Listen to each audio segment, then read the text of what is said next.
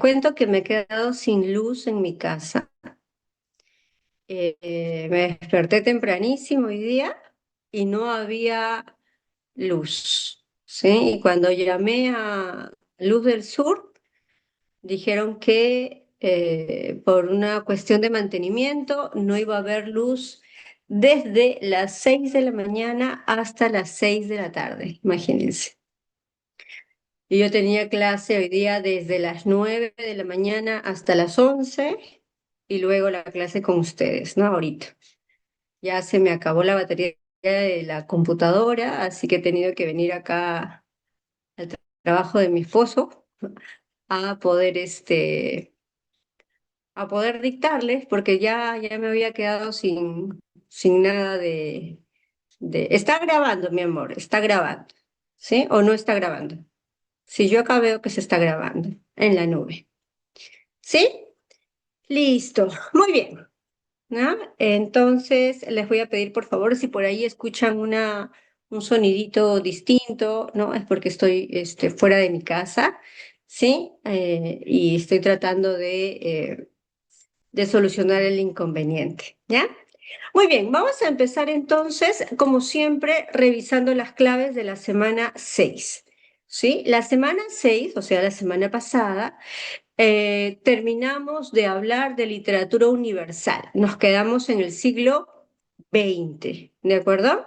Entonces, como nos hemos quedado en el siglo XX, ahora la clase de hoy día va a ser literatura española. Vamos a hablar de literatura española desde la etapa medieval. ¿De acuerdo? Entonces vamos a revisar las preguntas de literatura del siglo XX.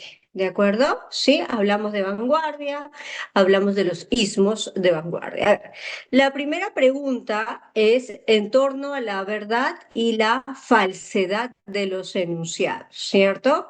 ¿Cuál es la clave de la pregunta uno, chicos? A ver.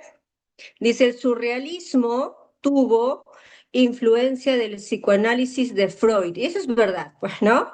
Cuando hablamos de surrealismo, hablamos del plano onírico y por ende hablamos de Freud. Entonces, este enunciado vendría a ser, ¿qué cosa? Verdadero, ¿no? Dos, dice, el dadaísmo. ¿Te acuerdas cuando hablamos del dadaísmo, no? De, perfecto, muy bien, Annalise, perfecta, ¿sí? El dadaísmo utiliza la experimentación, el juego, ¿no? Lo lúdico tiene que ver con el juego, eso es verdadero, ¿cierto?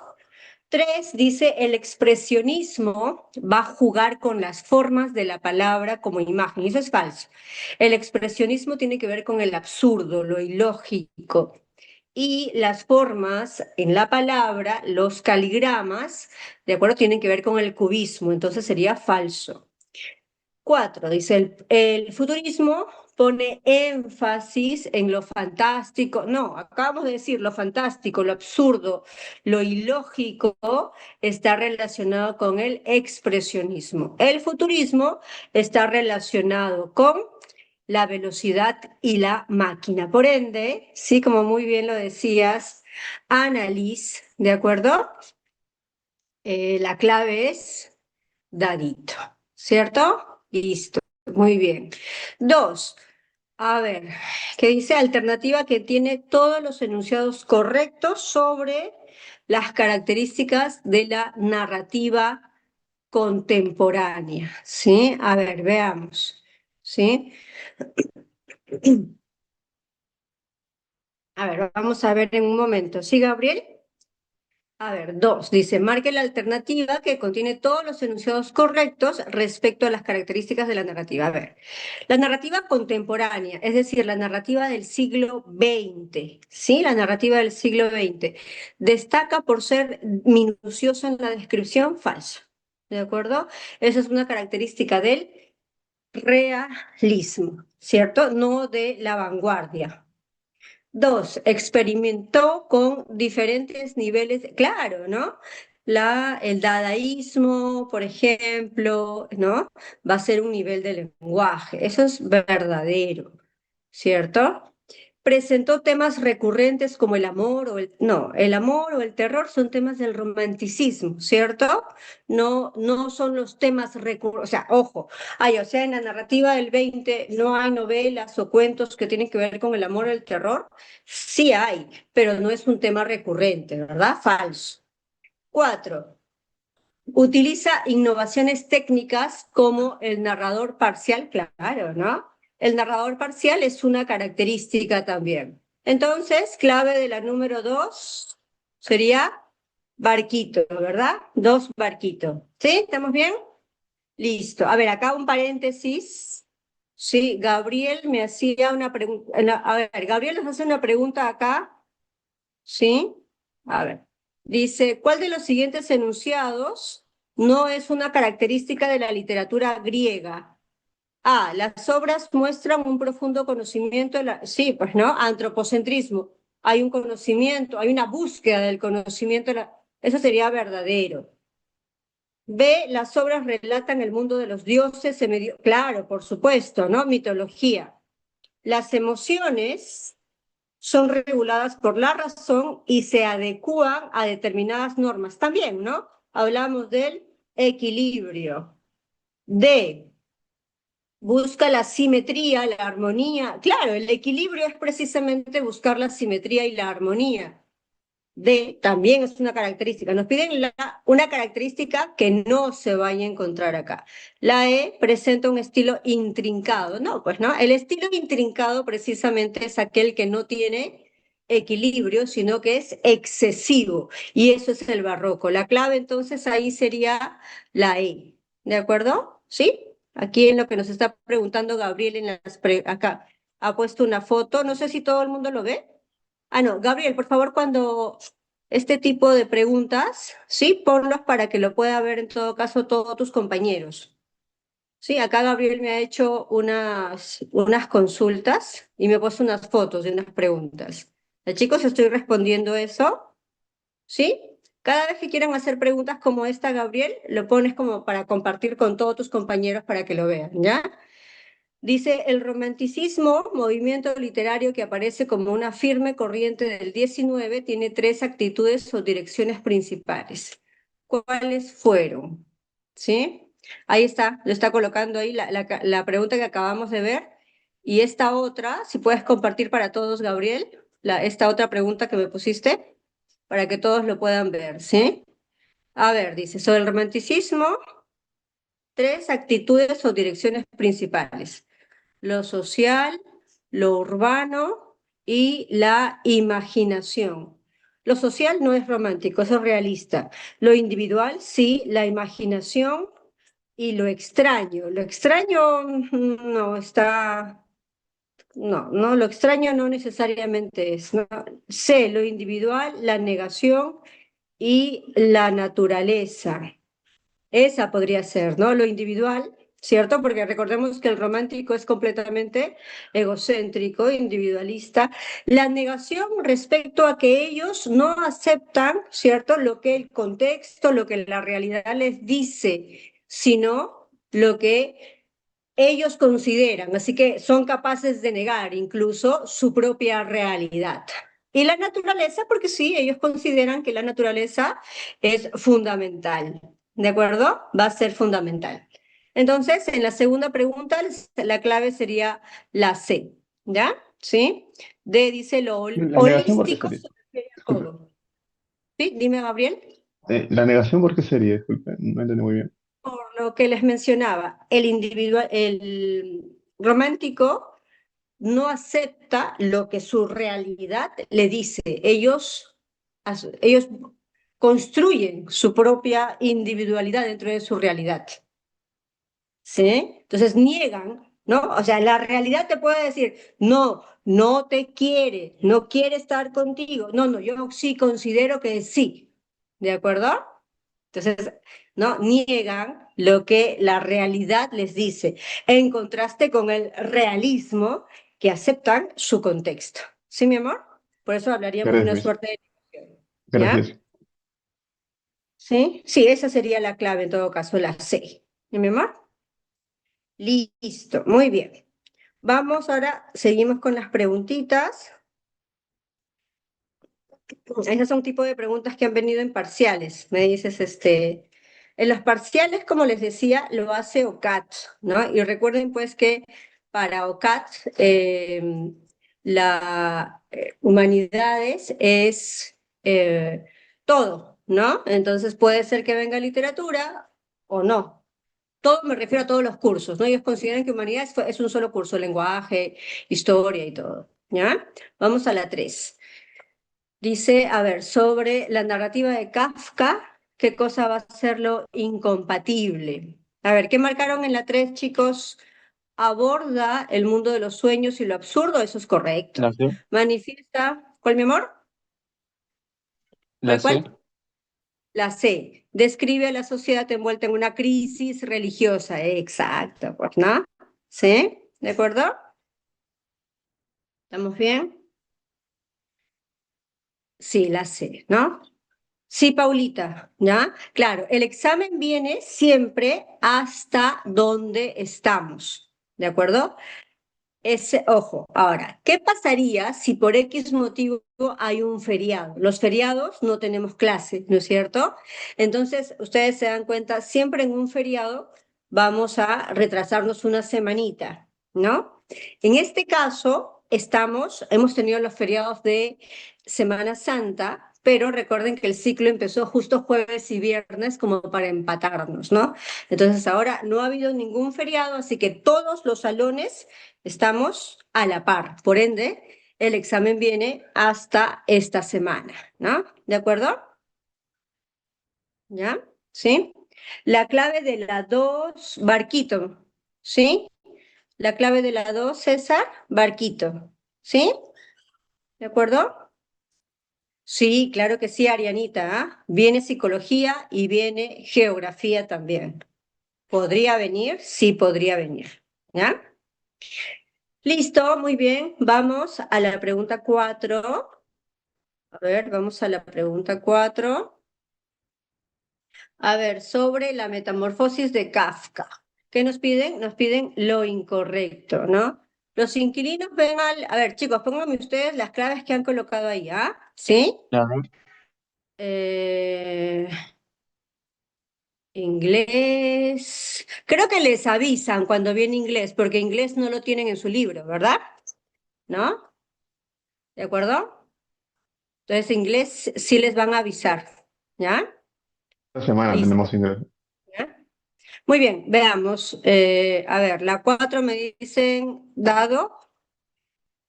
Sí, a ver, se te pide lo incorrecto. Los inquilinos ven al protagonista en forma de insecto, sí lo ven. La hermana de Gregorio, o sea, Grete, lo alimenta tras su transformación. ¿Sí? ¿Va a alimentarlo? Sí, lo alimenta, ¿no? Incluso, pero se cansa, ¿no? Llega a cansarse. ¿De acuerdo? Suele ser Annalise. Sí, tienes razón. Suele pasar eso, Annalise. La D también me dice Arianita, ¿no? C, la familia realiza un viaje después de que muere Gregorio, también. La D, como muy bien lo estaban diciendo chicos, esa sería la clave, ¿no? ¿Cierto? El padre de Gregorio toma la decisión de... No, no, o sea, obvio que no lo quieren, desean su muerte, pero no por eso lo matan, ¿no? ¿De acuerdo? Clave, muy bien, como decían, dadito. 5, a ver.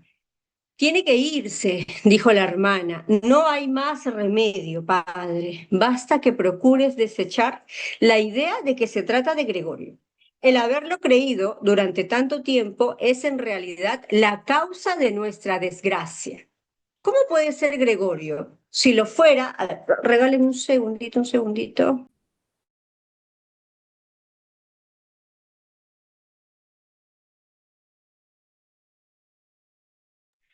Ahora sí, ¿no? ¿Cómo puede ser Gregorio? Si lo fuera, hace ya tiempo que hubiera comprendido que unos seres humanos no pueden vivir con semejante bicho y se habría ido por su propia iniciativa. Miren, chicos, este fragmento es bastante duro, ¿ah? ¿Cierto? Si ustedes analizan acá, ¿no? Vemos que a una hermana que prácticamente está diciendo, ¿no? Que Gregorio solito debiera haberse ido o debiera haberse de matado. ¿cierto? Porque ¿cómo es posible que Gregorio pueda pensar siquiera que su familia tenga que hacerse cargo de él, ahora que está convertido en este bicho, que es como que está muy enfermo, ¿no? Entonces, él tiene que pensar eso y entonces él habría tomado la decisión de irse, ¿de acuerdo? O de suicidarse, imagínense, ¿ah? Y es tan perversa la hermana al decir esto que ni siquiera asume que es lo que ella desea, sino que dice, él lo hubiera decidido, él lo hubiera hecho, ¿cierto? Entonces, vemos a una hermana bastante perversa, ¿no? Porque recordemos que Gregorio era quien mantenía a toda la familia, claro. Mientras Gregorio pagaba todo, mientras Gregorio se rompía el lomo, ¿cierto? Por mantenerlos, ahí sí, Gregorio era el bueno, todo el mundo quiere a Gregorio, pero ahora que está enfermo, ahora que sufre, que está convertido en este bicho, ¿cierto? Que ya no tiene una patita, que no puede comer, ahora sí, ¿no? Es un apestado, es un bicho, literalmente, ¿no? Entonces vemos acá a una hermana que no tiene el más mínimo sentido de humanidad. Y acá vemos una metáfora bien interesante, ¿no?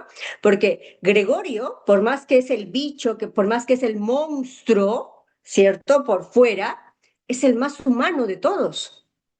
Él es el único que se conmueve, por ejemplo, cuando Grete está tocando la melodía y él puede percibir esa melodía. En cambio, los demás no. A los demás solamente les interesa, ¿qué cosa? El dinero, nada más que el dinero, ¿no? Entonces, una metáfora bien interesante acá. El aparente monstruo es finalmente quien tiene la humanidad. A ver, vemos acá. Ah, ¿qué es lo que vemos en este fragmento? Alienación. ¿Qué significa un hombre alienado?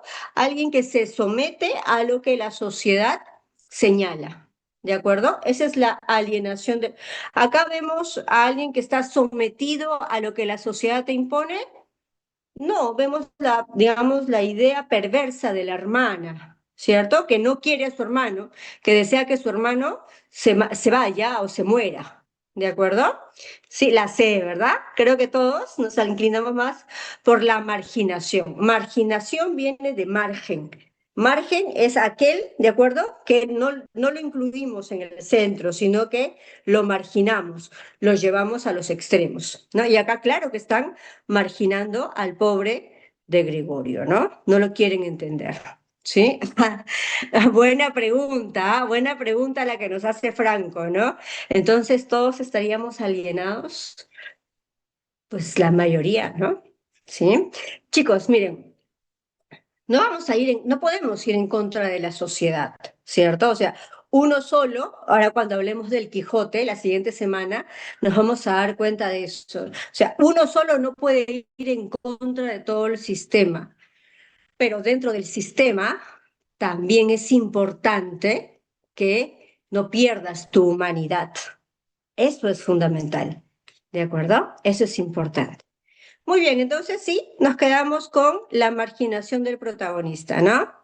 Así es, Miguelito, el de la triste figura.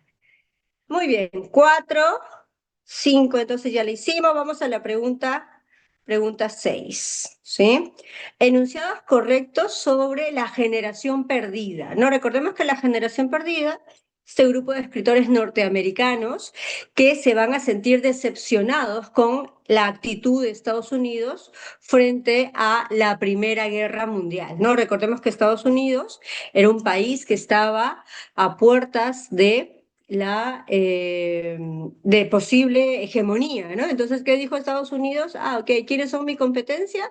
Los países europeos, quienes precisamente están en guerra, ¿no? Entonces, ¿qué hay que hacer? Bueno, mátense ustedes y yo me quedo como país hegemónico. Eso los lleva a la decepción a los escritores, a los jóvenes escritores norteamericanos aquí. Estamos hablando de Steinbeck, Hemingway, Faulkner. Son jovencitos todavía. Recordemos que la Primera Guerra Mundial se da del 14 al 19, ¿no? Aprox, ¿cierto? Entonces ellos se sienten decepcionados de Estados Unidos y deciden, ¿qué cosa? Deciden ellos solitos expatriarse. Se van a París, la mayoría de ellos, ¿ya? A ver, Entonces, la generación perdida, integrada por escritores norteamericanos, por supuesto, solamente norteamericanos. Sus escritores se autoexilian, claro, ¿verdad? Se van a autoexiliar en París inicialmente, ¿ya? Tres, va a ser precursora de la... No, la narrativa contemporánea lo es todo. Sí, la generación perdida es quien da pasos, visos de lo que va a ser la generación perdida, perdón, la narrativa contemporánea, no. Es un grupo aparte, digamos, dentro del siglo XX, pero no es la que da inicio a nada, falso. Sus obras tienen en común el tema de la guerra, no. Si bien es cierto, aparece la temática de la guerra, ¿no? Pero no es un eje en común sobre la generación perdida, ¿de acuerdo? Entonces, clave, avioncito, solamente uno y dos, ¿ya? A ver, pregunta número 7, ¿sí? La pregunta número 7, a ver, vamos a ver. William Faulkner, la obra más reconocida de Faulkner es El ruido o el sonido y la furia, ¿sí? John Steinbeck va a escribir Las uvas de la ira, ¿de acuerdo? ¿Sí? John Steinbeck, Las uvas de la ira.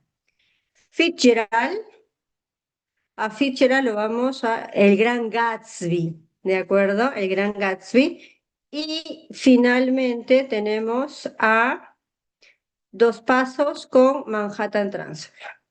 ¿Qué salió acá? A ver, ¿qué salió, chicos? La C, ¿verdad? Buena pregunta, ¿eh? Buena pregunta la que hace Miguel, ¿no?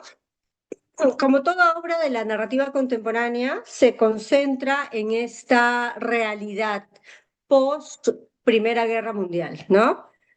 Recordemos que después de la Primera Guerra Mundial hay una suerte de años en la cual la gente, ¿sí? Intenta vivir de lo mejor que puede, ¿sí? Recordemos que surge la burguesía, entonces se suele hablar mucho el Gran Gatsby, por ejemplo, ¿no? De este grupo de personas con mucho poder adquisitivo, pero que están completamente perdidos, ¿no? Solamente son hedonistas, ¿no? Solamente quieren su propio gozo y nada más, por ejemplo. Pero también tenemos obras como las de Hemingway, en las que, por ejemplo, se puede tocar sí, la temática de la guerra, pero hablamos sobre temas de naturaleza, ¿sí? Temas sobre la identidad del hombre, sobre el reconocimiento del hombre. Hay como que varios temas, ¿cierto?, que forman parte de esta narrativa contemporánea, ¿sí? ¿De acuerdo? Claro, eso lo veremos un poquito más adelante ya, ¿no? Sí, Miguel, el tema este, como bien dices, de la perseverancia que lo vamos a ver en El Viejo y el Mar. ¿Sí? Muy bien, perfecto. Entonces, casita, ¿no? Sí salió casita, chicos. 7 casita. Muy bien. Vámonos a la pregunta 8. Rapidito, rapidito. Antes nos van el tiempo, como siempre.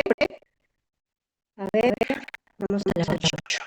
Temas presentes, va, justo, ¿no? Hablábamos de El Viejo y el Mar. Uno, la perseverancia, ¿sí? La perseverancia es un tema que vamos a ver. Claro, ¿no? La perseverancia se aprecia, perdón, en la lucha que va a tener Santiago en la captura del Merlín, claro que sí, ¿no? ¿Cierto?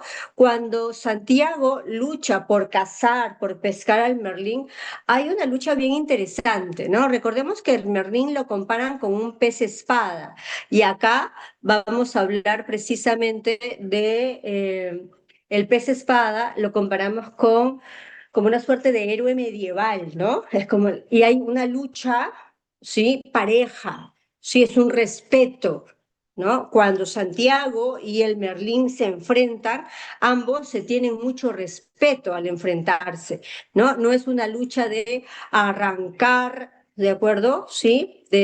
Simplemente de valerme de cualquier cosa para yo ganar. No, hay un respeto, ¿sí? Y no es fácil la lucha, es un enfrentamiento bastante duro, ¿de acuerdo?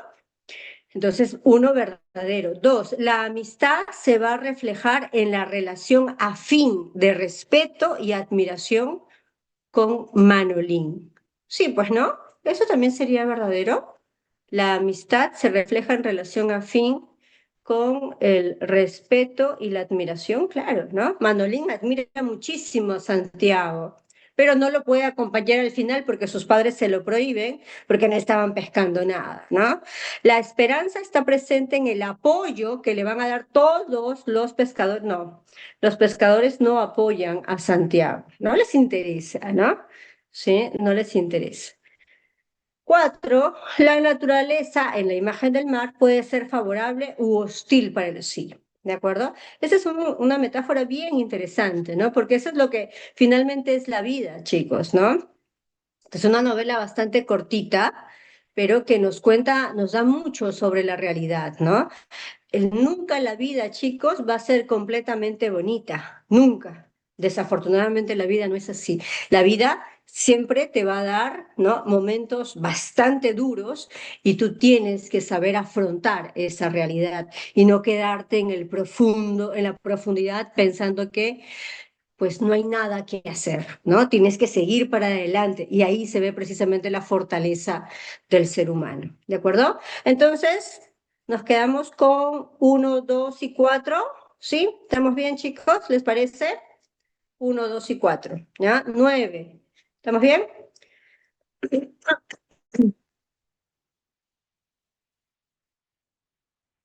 Así es, Naomi, así es, ¿no? La esperanza está presente porque Santiago no se va a rendir, ¿verdad?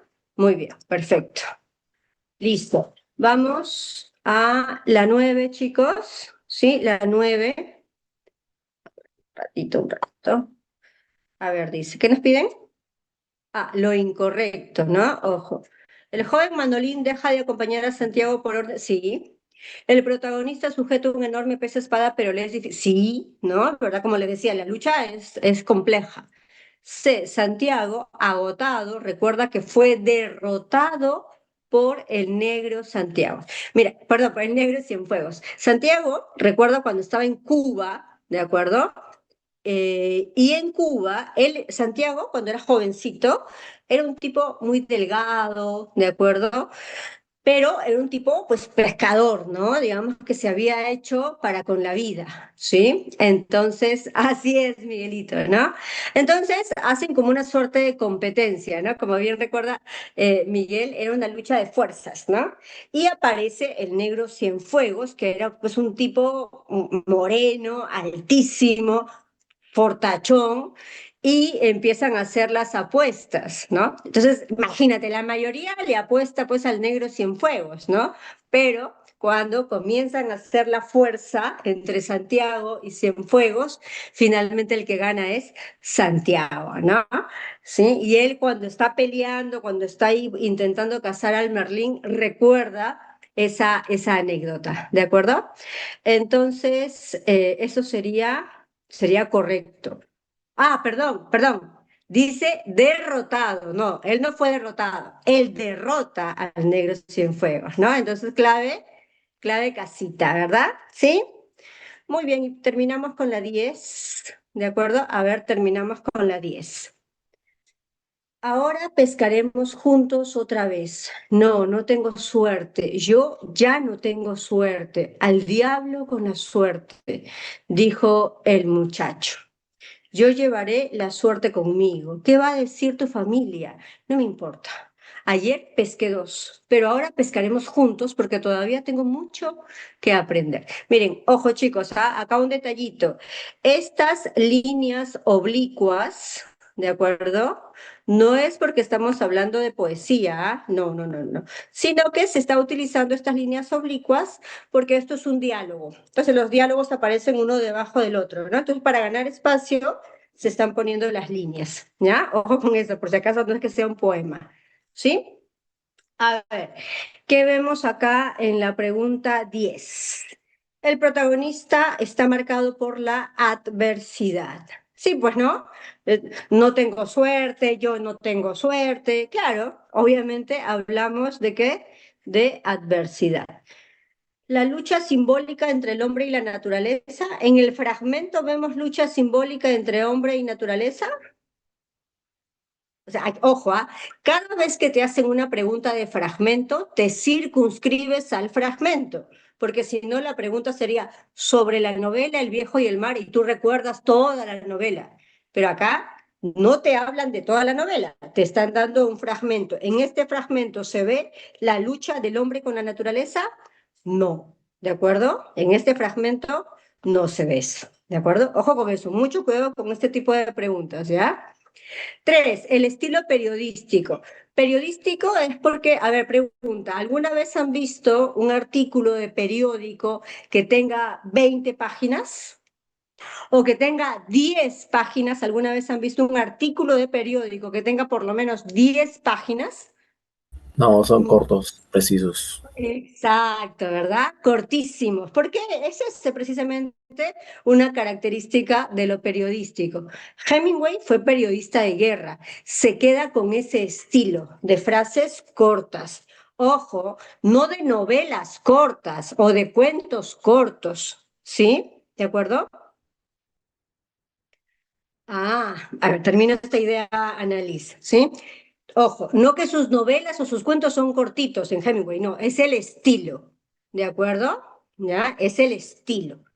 El estilo es que utiliza frases o enunciados o oraciones breves, cortitas. Eso se le llama estilo periodístico, ¿de acuerdo? Sí, entonces sería verdadero. Mira, acá Annalise me hace una pregunta bien interesante, ¿ah? Me dice, pero, a ver acá. Sí. Está mencionando que tiene mala suerte pescando, me dice Annalise. ¿Eso no se le considera tampoco una lucha con la naturaleza? No. ¿Por qué? Porque la mala suerte, recordemos que la suerte no está relacionada con la naturaleza, está relacionada con el azar. ¿Sí? La suerte está relacionada con el azar. Y el azar, ¿quién es el, digamos, quien decide tu suerte? ¿La naturaleza? No, no lo sabemos. ¿De acuerdo? O sea, para que tú tengas suerte, no es que la naturaleza quiere estar contigo o no quiere estar contigo. ¿Sí, mi amor? ¿Sí? ¿Estamos bien, mi amor? Sí, igual me parece genial, chicos, cuando ustedes me transmiten sus ideas, ¿ya? Sí, eso está súper bien, porque así yo puedo entender lo que ustedes están pensando, ¿ya? ¿Sí? Muy bien, perfecto. Vamos a la 4. La construcción de personajes con diálogos sencillos. ¿Este diálogo es sencillo? Claro que está sencillo, ¿cierto? Claro que está sencillo, ¿no? No tengo suerte, ay, no tengo suerte, dijo el muchacho. El diablo con la suerte, claro que está sencillo, ¿verdad? Las obras de Hemingway suelen ser novelas bastante fáciles de leer, ¿ya? Entonces, ¿cuál sería la clave? No hay clave. La clave, ¿no? Sería uno. Perdón, ¿ah? El estilo periodístico a través de párrafos. Miren, ¿ah? Párrafos. Párrafos. ¿Cuántos párrafos tenemos en este fragmento? Miren, yo he caído acá. Acá solo hay un párrafo nada más. ¿Cómo puedo saber si son párrafos breves? Si solamente tengo uno nada más. ¿Sí? Ojo, ¿ah? Este sería falso también. Ojo, ¿ah? Esto también sería falso. ¿Ya? ¿Sí? ¿Es por no leer completo yo? ¿Ya? Listo, muy bien. Después lo vemos. Sí, Gabrielito, lo vamos a ver después, ¿ya, mi amor? Listo, entonces, ahora sí, creo que solamente sería 1 y 4, ¿sí? ¿Estamos bien? ¿Sí? 1 y 4, ¿ya, chicos? 1 y 4. ¿Ya? Cuidado, ¿ah? No caigan en el mismo error que yo, ¿ya? Claro, párrafo, párrafos, dice ahí, pero en el fragmento no tengo. O sea, ¿cómo yo puedo saber si hay muchos párrafos breves en este fragmento si no tengo varios párrafos? Por eso repito, cada vez que te pongan pregunta de fragmento, te circunscribes al fragmento, porque si no la pregunta sería respecto a, ¿sí? La novela El viejo y el mar. Punto. ¿De acuerdo? Muy bien, listo. Terminamos entonces las preguntas, ¿sí? Terminamos las preguntas. Y ahora que ya hemos terminado de ver literatura universal, nos vamos a... ¿Sí? Perfecto, Antonelita. Nos vamos ahora a hablar solamente de literatura española. Vamos a tener unas 3 clases más o menos, 3 o 4 clases de literatura española específicamente. Y cuando hablamos de literatura española, vamos, ¿sí? A hablar solamente a partir del siglo X. ¿Eso significa que no hay literatura antes del siglo X en España? Sí lo hay, simplemente por una cuestión de qué, de sílabos, nada más, ¿de acuerdo? Vamos a tener, por ejemplo, lo que se llaman las glosas o las jarchas mozárabes. Recordemos que España está muy influenciado por la cultura del Medio Oriente, ¿no? ¿Cierto? Hasta nosotros, ¿no? No podemos negar que tenemos influencia árabe, ¿no? Que comamos arroz, por ejemplo, etcétera, ¿sí? Entonces, ellos van a influenciar en lo que va a ser la base de la literatura española medieval. ¿De acuerdo? Vamos a empezar desde el siglo X. A ver, pregunta, si yo te hablo del siglo X, te estoy hablando de literatura medieval, de literatura renacentista, barroca, neoclásica, ¿de qué literatura te estoy hablando? ¿Mm? ¿Medieval? A ver, medieval, por supuesto, Literatura pues, ¿no? medieval. Exacto. Y ya sabemos que si hablamos de lo medieval, ¿hablamos de qué? Hablamos del teocentrismo, hablamos de qué más. Nacionalismo, el surgimiento de lenguas romanas, eso ya lo tienes que saber, exacto, ¿verdad, Arianita? La temática religiosa, básicamente, ¿sí? Eso ya lo tienes que saber. Ahora, ¿qué es lo más importante? Aquí estamos observando los 2 tipos de mesteres. Los mesteres son como una suerte de cantores, ¿de acuerdo? Sí, vamos a ver como una suerte de cantores de historias. Y tenemos 2 tipos de cantores. Los mesteres de clerecía y los juglares, ¿de acuerdo? Sí, así es, Arianita, más o menos por acá, ¿no? Pero igual recuerden, ¿no? Que la etapa medieval dura 10 siglos, o sea, es un montón, ¿no? ¿De acuerdo? Algo así, Miguelito, algo así como un rapsoda, como un cantor de historias, pero evidentemente son distintos por el contexto en el cual estamos hablando. Ahora, esto es súper fácil, chicos, ¿ah? Recontra fácil, mira. Si hablamos del mester de clerecía, estamos hablando del clero, ¿cierto? Del clero, ¿ya? Y si hablamos del mester de juglaría, estamos hablando obviamente de los juglares. El juglar es el que canta una historia en el pueblo, ¿sí? El clérigo es el que cuenta sus historias, exactamente, Pedrito. El clérigo es el que cuenta sus historias. A ver, ¿cuál es la diferencia fundamental acá? Pregunta, en la etapa medieval española, ¿m? La temática, como muy bien lo estaban recordando, es una temática básicamente religiosa. ¿Cuál de los dos? ¿Al juglar o al clérigo le interesa sobre todo resaltar la temática religiosa? A ver, ¿cuál de los dos? Al ¿Mm? clérigo. Claro, pues cierto, al clero, a los clérigos. Entonces, ¿cuál es la temática del mester de clerecía? La temática del mester de clerecía va a ser una temática religiosa. En contraste con la temática que vamos a encontrar en el juglar, es ese que canta historias en el pueblo. Miren, recordemos esto. ¿Alguna vez han estado en el bus y han subido estos chiquillos que cantan como rap? ¿Les ha Se, pasado? se Sí, ¿verdad? improvisa. Sí. Pues. Ajá, que van improvisando y que hacen su rap, ¿verdad? Ok, sí. Muy bien, ¿no?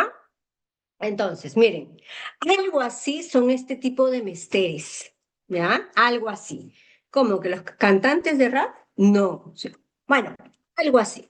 Porque estas personas que suben a los buses y que rapean, lo que hacen es que terminan, ¿cierto? Sus frases con qué? con sonidos semejantes, ¿verdad? Con sonidos semejantes. Pero a ver, ellos conocen de pronto lo que es una sinalefa, lo que de pronto vendría a ser una lira o un soneto o una rima consonante. No, pero sin embargo, ¿cierto? Hay cierta coincidencia, sobre todo en cuestiones de vocales fuertes, ¿no? Consonantes oclusivas, porque simplemente se están dejando llevar por el sonido. ¿De acuerdo? ¿Sí? Pero no hay un conocimiento, el contar sílabas, ¿de acuerdo? No lo hay. Ahora, lo mismo sucedía en este momento. Los juglares son este tipo de cantores que iban eso, cantando historias y tratando de reproducir sonidos semejantes. ¿De acuerdo? Pero ellos no saben escribir. En la etapa medieval, ¿todo el mundo lee y escribe? No, ¿verdad? ¿Quiénes son los únicos que saben leer y escribir en la etapa medieval? Los que tienen acceso al conocimiento, ¿cierto? Y ellos son, obviamente, los que están cerca de la religión, de la iglesia, que son los clérigos, ¿de acuerdo? Que van a ser los clérigos, ¿ya? Entonces, los clérigos, al saber leer y escribir, van a poder contar las sílabas de un verso y por ende saber y lograr mayor musicalidad, porque pueden contar sus sílabas y pueden hacer versos en decasílabos, septasílabos, dodecasílabos, dependiendo de lo que quieren lograr. Los juglares no lo van a poder hacer porque no saben leer. Entonces no pueden contar sílabas. Sin embargo, se dejan llevar por el sonido. ¿De acuerdo? Entonces, los mesteres de juglaría no saben leer, no saben escribir, no pueden firmar sus historias. Por eso sus textos son anónimos, en contraste con el mester de clerecía, que ellos sí pueden firmar sus libros. ¿De acuerdo? Están escritos por clérigos. Al clérigo le interesa la temática religiosa, al juglar la temática popular, el héroe histórico. ¿De acuerdo? El juglar transmite sus historias a través de qué? Obviamente a través de la palabra. En contraste, el mester de clerecía que lo transmite a través de la escritura. La versificación regular o irregular. Lo regular es cuando regular es cuando tú puedes contar tus sílabas. Mi primer verso va a medir 11, mi segundo verso mide 7, ¿de acuerdo? Todos los impares van a medir 11 y todos los pares 7. ¿Quién puede hacer eso? El que sabe leer. Por ende, a eso se le llama versificación regular. El mester de juglaría no sabe leer y escribir, por ende tiene versificación irregular y también una rima asonante, porque no tiene el conocimiento. Se acerca a la musicalidad, pero no tiene el conocimiento de la escritura, en contraste con el mester de clerecía, que sí puede lograr una rima consonante por su conocimiento. ¿De acuerdo? ¿Sí? Ojo, interesante lo que me dice Miguel, ¿no? Pero es difícil ver si es una rima sonante o consonante, porque uno lo escucha. Pero lo que sucede es que cuando tú escuchas una rima que ha sido antes escrita y analizada por una métrica de conocimiento, es mucho más musical que una, ¿de acuerdo? Que solamente es guiada por instinto. ¿Saben? Yo siempre utilizo esta, es como, chicos, un maestro de obra puede construir una casa o un edificio bien, ¿sí o no? ¿No? ¿No lo puede hacer un maestro de obra? No, no, no. ¿No? Sí puede, podría, ¿ah? ¿Sí? Ojo, claro, pero un ingeniero, ¿sí? Un ingeniero, ¿qué tiene? Conocimiento, ¿cierto? ¿Sí? Porque si no, entonces todo el mundo contrata a un maestro de obra. Un maestro de obra que tiene experiencia, instinto. Yo creo, o sea, hay algo, ¿no? De ensayo, error durante tantos años que le hace creer algo, pero no tiene el conocimiento, ¿de acuerdo? ¿sí? ¿Por qué ustedes están acá sentaditos aprendiendo de física, aprendiendo de literatura? Porque ese es el conocimiento precisamente que les da a ustedes las bases para tener conocimiento y saber que la columna va en tal lugar por tal razón y por tal motivo. ¿De acuerdo? ¿Sí? Lo mismo pasa acá. El mester de clerecía tiene el conocimiento. El mester de juglaría tiene el instinto. ¿De acuerdo? ¿Sí? Muy bien. Y gran ejemplo del mester de juglaría tenemos a Rodrigo Díaz de Vivar con el cantar del mío Cid. A ver, pregunta entonces, ¿cuál es la versificación del cantar del mío Cid? Versificación del cantar del mío Cid, ¿cuál sería, Irregular. chicos? A ver, al toque. Irregular. Claro, pues, y regular, por supuesto. Temática, temática Histórica. del cantar del mío Cid. Histórica. Histórica. Histórica. Histórica o nacionalista, ¿de acuerdo? Que va a ser lo mismo, ¿sí? ¿Quién es su autor? Anónimo, ¿no? Anónimo. Anónimo, ¿de acuerdo? ¿Sí? Mira, ya empiezas tú a deducir características, ¿de acuerdo? De una o de otra. A ti te dicen, el libro del buen amor del arcipreste de Ita, ¿pertenece al mester de juglaría o clerecía? Clerecía. Clerecía. Para los Claro, jóvenes. no tiene autor, entonces clerecía, ¿de acuerdo? Muy bien, listo. Bueno, recordemos rapidito el cantar del mío Cid, ¿no? Que está dividida en tres partes, según los críticos, y el tema principal es la recuperación del honor. En la etapa medieval, lo más importante es el honor. Al mío Cid lo culpan de haber robado al rey, nada más y nada menos, cosa que era mentira, ¿no? Él es tan, pero tan perfecto que tiene muchos envidiosos y el rey Alfonso decide castigarlo, que es lo peor que te puede pasar en la etapa medieval, el destierro, ¿cierto? Lo botan, ¿de acuerdo? ¿Sí? Y él, como buen héroe medieval, no se va a rebelar. Los héroes medievales agachan la cabeza frente a lo que dice su rey, porque esa es palabra de Dios. ¿Sí? Recuerden que el rey es el elegido de Dios. Entonces, él, como buen héroe medieval, no se revela, no va en contra del rey, por más que él sabe que es mentira. Él no le ha robado al rey. Simplemente acepta, se va a destierro. Deja a sus hijas y a su mujer a buen recaudo en un monasterio y se va a limpiar su honor. ¿Cómo? Peleando contra los enemigos. Los enemigos en la etapa medieval son los no cristianos, los moros. ¿Qué le quita? ¿Qué es lo más importante en la etapa medieval? Tierras. Y cada ciudad que él empieza a recuperar se las da al rey Alfonso. Él dice, mira, si este tipo realmente me quiso robar, hace rato se hubiera quedado con todo lo que gana, pero ¿qué es lo que hace? Todo me lo entrega a mí.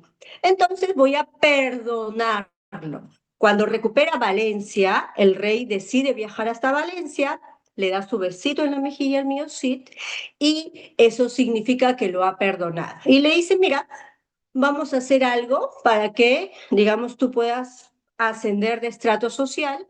¿Qué vamos a hacer? Tus hijas se van a casar con los infantes de Carrión. Segundo cantar. Al mío Cid no le gusta nada porque los infantes de Carrión son unos tipos bastante deleznables. Sin embargo, acepta porque el rey así lo solicita.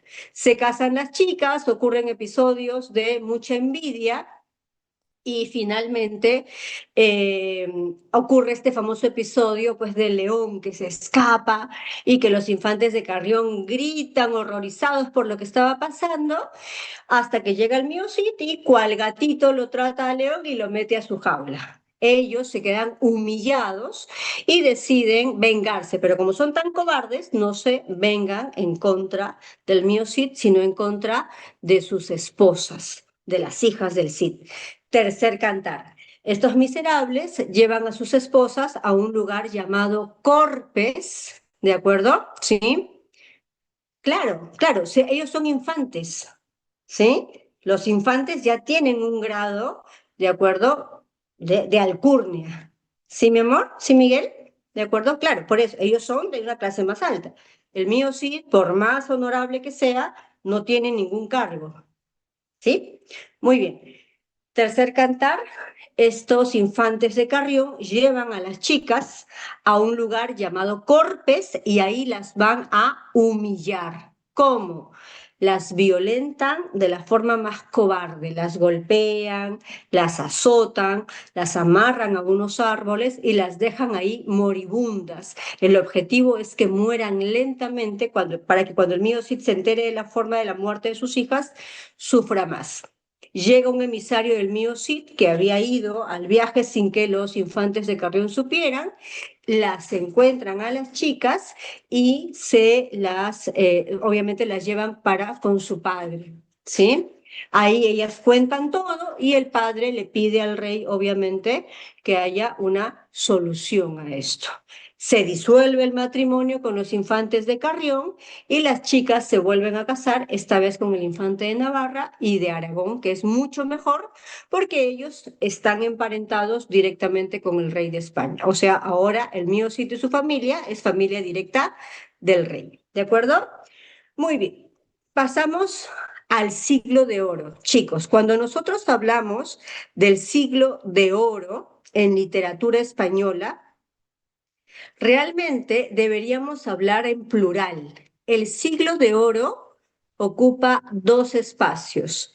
El siglo XVI, ¿sí? El siglo XVI y el siglo XVII. O sea, deberíamos de llamarlo siglos de oro. Pero acá en América tenemos el error de llamarlo solo en singular. Ya sabes tú, con el conocimientos que ya hemos dado, ¿no? Que en el siglo XVI se desarrolla el Renacimiento, ¿verdad? Y en el siglo XVII se desarrolla el Barroco, ¿de acuerdo? Entonces, si a ti te dicen primera etapa del siglo de oro, es lo mismo que decir Renacimiento español. Segunda etapa del siglo de oro es lo mismo que decir Barroco español. Hoy vamos a hablar solamente de la primera etapa, del Renacimiento. ¿De acuerdo? Sí, acá está. Siglo de oro, entonces, son dos siglos, el 16 y el 17, Renacimiento y Barroco. En el Renacimiento va a destacar un género literario. ¿Cuál? El género lírico, o sea, la poesía. ¿De acuerdo? Lo que destaca entonces es la poesía. Y vamos a tener dos escuelas, la escuela italiana y la escuela salmantina. A ver, aquí surge Francesco Petrarca. Francesco Petrarca es el poeta por excelencia en Europa. ¿De dónde es Petrarca? De Italia. Y España dijo, yo también quiero hacer una poesía tan genial como la de Francesco Petrarca, así que fundan su escuela con bases de Italia. El representante, como lo ves acá, es Garcilaso de la Vega, que no es el Inca. ¿De acuerdo? El Inca Garcilaso de la Vega es peruano. Garcilaso de la Vega es este poeta español. Y de la escuela salmantina tenemos a Fray Luis Ponce de León. ¿De acuerdo? A ver, cuando hablamos de literatura renacentista, de poesía renacentista española, vamos a hablar de tópicos. ¿Qué cosa es un tópico? Un tópico es un tema frecuente. Y como hablamos de influencia italiana, vamos a hablar de tópicos latinos, ¿de acuerdo? Vamos a hablar de tópicos latinos. Y hay básicamente tres, como lo puedes ver acá. Carpe diem, Beatus Sile y Locus Amoenus. Están en latín, por supuesto. El Carpe diem es un tópico latino que te invita, ¿de acuerdo?, a que tú goces tu juventud, la belleza que te da la juventud, ¿de acuerdo? ¿Por qué? Porque la juventud va a ser la etapa más breve, pero es la etapa de mayor vitalidad y belleza. O sea, tú lees un poema, unos versos, ¿de acuerdo?, que te hablan de esto, de belleza, de aprovechar la juventud, la vitalidad. Ese tópico vendría a ser el carpe diem. ¿de acuerdo? ¿Sí? Aprovechar esa vitalidad que te da la juventud. Beatus ile, ojo, Beatus ile y Locus Amoenus se parecen mucho, pero no son iguales. El Beatus ile, ¿de acuerdo? Enaltece a la vida apacible del pastor, o sea, del campo, ¿de acuerdo? La vida apacible que te da el campo, en contraste con los vicios de la ciudad, ¿de acuerdo? Y el locus amoenus te habla y te describe al campo, a la naturaleza de forma idealizada. A ver, vamos a ver ejemplos, ¿sí? Vamos a ver ejemplos para que esto quede más clarito, ¿sí? Mira acá. Mira estos versos, ¿ah? Porque estamos hablando de poesía. Marchitará la rosa el viento helado, todo lo mudará la edad ligera por no hacer mudanza en su costumbre. A ver, ¿aquí te están hablando de una rosa? No, te están hablando de una metáfora referida al tiempo. El tiempo es inexorable, chicos. No siempre ustedes van a tener 17, 15, 18 años. Va a llegar un momento en que van a abrir los ojos y van a tener 40, van a tener 30, van a tener 50, ¿sí? Entonces va a marchitarse en algún momento esa rosa. Todo lo va a mudar la edad ligera. Entonces, ¿qué te están queriendo decir? Aprovecha el tiempo, esa vitalidad que te da la juventud, ¿de acuerdo? Tienes que aprovechar el momento. ¿Qué es eso? Carpe diem. Vamos, mira, Beatus ile. Vivir quiero conmigo, gozar quiero del bien que debo al cielo, a solas, sin testigo, libre de amor, de celo, de odio, de esperanzas, de recelo. A ver, ¿y esto qué tiene que ver con lo que me dijiste que era aprovechar la naturaleza en contraste con la ciudad? A ver, en la ciudad estás solito, sin testigos, sin nada. No, en la ciudad estás rodeado de gente, ¿verdad? ¿Dónde puedes encontrar esta vida apacible? ¿Mm? ¿Dónde encuentras lo apacible? En el campo. ¿De acuerdo? Por eso, vivir quiero conmigo, encontrar tu paz espiritual, a solas, sin testigo, libre de amor, de recelo, de odio. ¿Eso dónde lo encuentras? En el campo, en contraste con la ciudad. ¿De acuerdo? ¿Sí?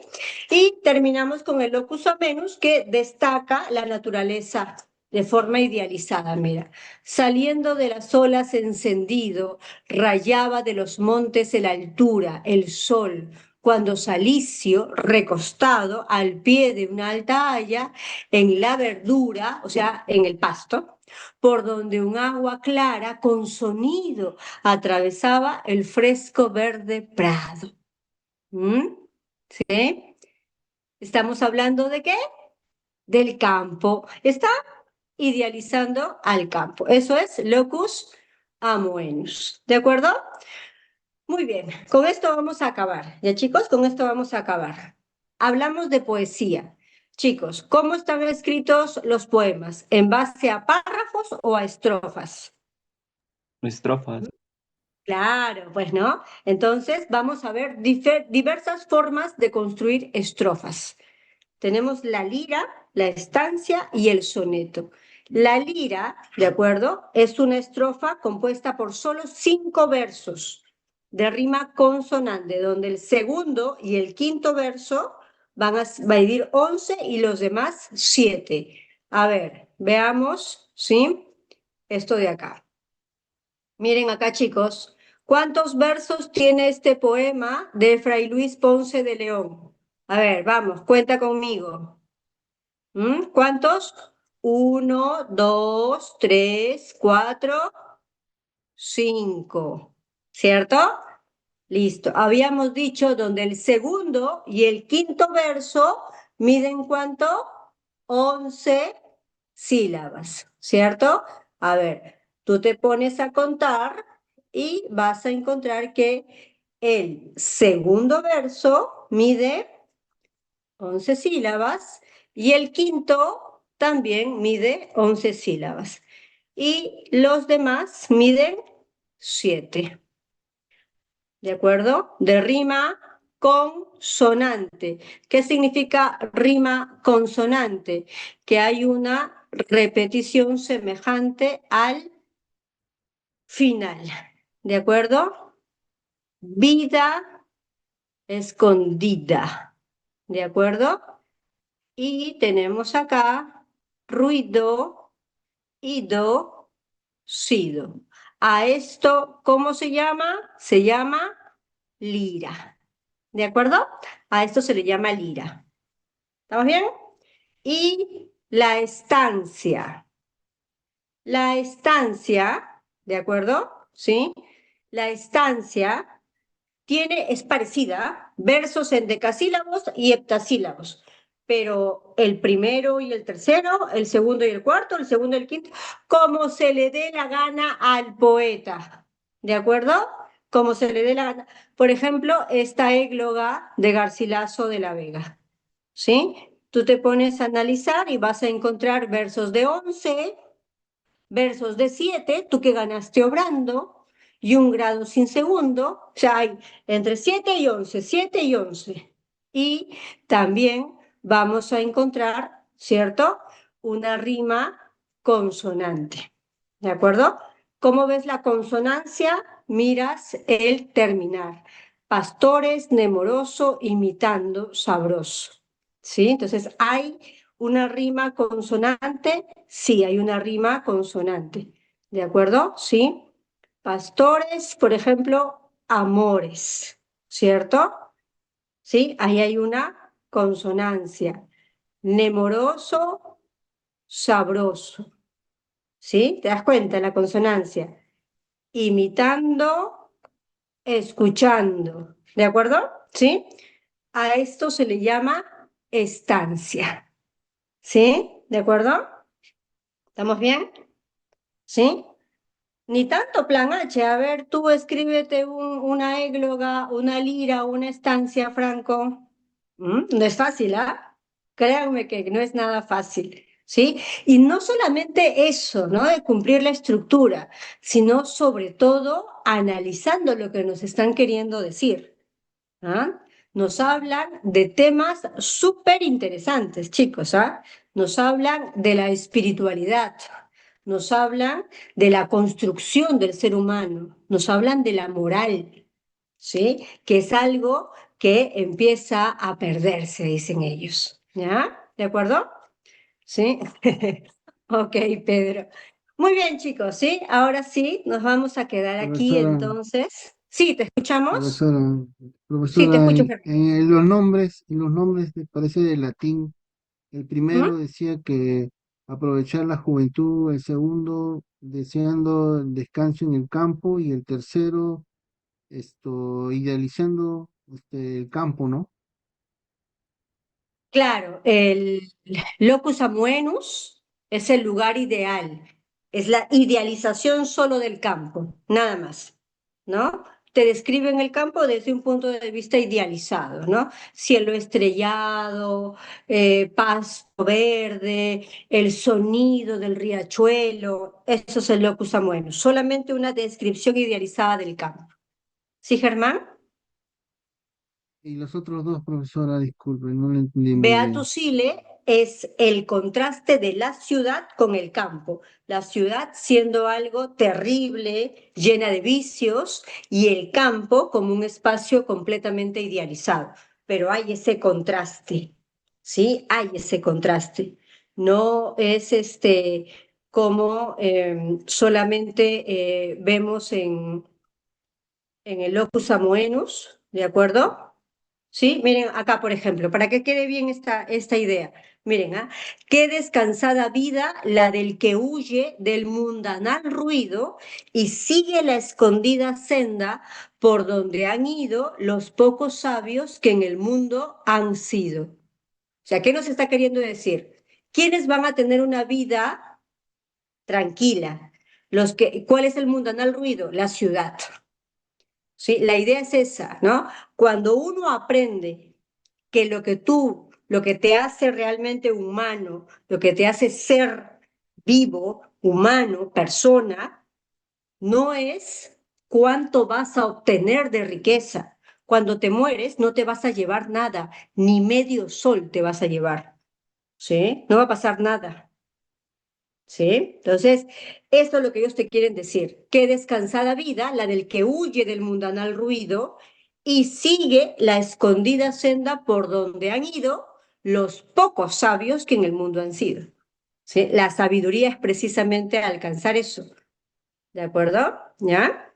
¿Sí? Profesora, y Muy el bien. primero A ver, era la juventud, ¿no? Hablaba de la juventud exacto. el primero, El ¿no? carpe diem es la juventud, ¿no? Aprovechar la vitalidad que te da la juventud. ¿Sí?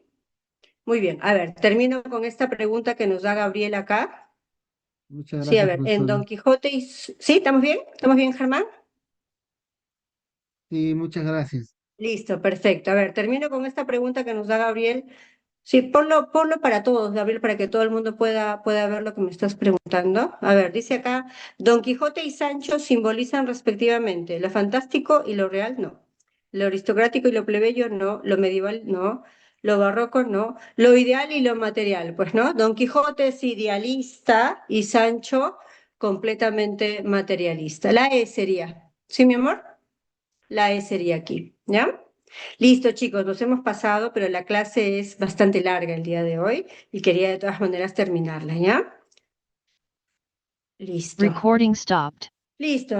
Muy bien, chicos, ¿sí? Nos vamos a quedar aquí, ¿de acuerdo? Y, a ver, esta última pregunta de Gabriel. Alternativa que contiene temas relacionados a la novela El viejo y el mar, de Hemingway. La perseverancia, sí, la naturaleza también. El autoritarismo, no, no hay autoritarismo en El viejo y el mar. La amistad, sería 1, 2 y 4. ¿Hay clave? Sí, la B, sería la B, Gabrielito. ¿Sí? Autoritarismo no hay eso, ¿ya? Listo, muy bien, chicos, nos quedamos acá. Les mando un abrazo, cuídense mucho, nos vemos la siguiente semana. Un abracito, chau, chau.